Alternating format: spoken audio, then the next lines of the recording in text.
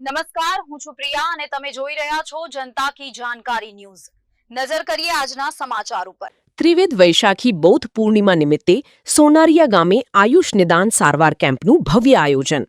શાક્યમુનિ તથાગત ભગવાન બુદ્ધની જન્મ, જ્ઞાન અને નિર્વાણ ત્રણેય તિથિઓની પવિત્ર ત્રિવેણી તરીકે જાણીતી ત્રિવિધ વૈશાખી બૌદ્ધ પૂર્ણિમા નિમિત્તે ગીર સોમનાથ જિલ્લાના સોનારિયા ગામે ગુજરાત સમન્વય શેડ્યુલ્ડ કાસ્ટ સંગઠન સોમનાથ અને આયુષ વિભાગ ગીર સોમનાથના સંયુક્ત ઉપક્રમે વિનામૂલ્યે હોમિયોપેથિક તથા આયુર્વેદિક નિદાન સારવાર કેમ્પનું અનોખું આયોજન કરવામાં આવ્યું હતું।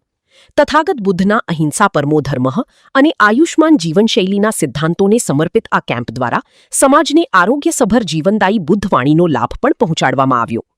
કેમ્પનું ઉદ્ઘાટન ગીર સોમનાથ જિલ્લા ભાજપ અનુસૂચિત મોરચાના અધ્યક્ષ તથા જિલ્લા પંચાયત સદસ્ય હીરાભાઈ માકડિયા દ્વારા દીપ પ્રાગટ્ય કરી શુભારંભ કરવામાં આવ્યો। વેરાવળ, તાલાલા અને સૂત્રાપાડા તાલુકાના ગામોમાંથી 126 કરતાં વધુ દર્દીઓએ આ કેમ્પનો લાભ લીધો। ડારી હોમિયોપેથિક હોસ્પિટલના medical officer doctor Swati Solanki તથા પ્રભાસ પાટણ સરકારી આયુર્વેદિક દવાખાનાના મેડિકલ ઓફિસર નીલમબેન વાડા અને તેમની ટીમે દર્દીઓનું વિગતવાર નિદાન કરી સંતોષજનક સારવાર આપી અને દવાઓ પણ વિનામૂલ્યે અપાઈ। કેમ્પને સફળ બનાવવામાં ગામના ગ્રામજનો, પ્રાથમિક શાળાના આચાર્ય ઝાલાભાઈ, મૂળાભાઈ સોલંકી, પ્રફુલભાઈ સોલંકીએ જહેમત ઉઠાવી હતી।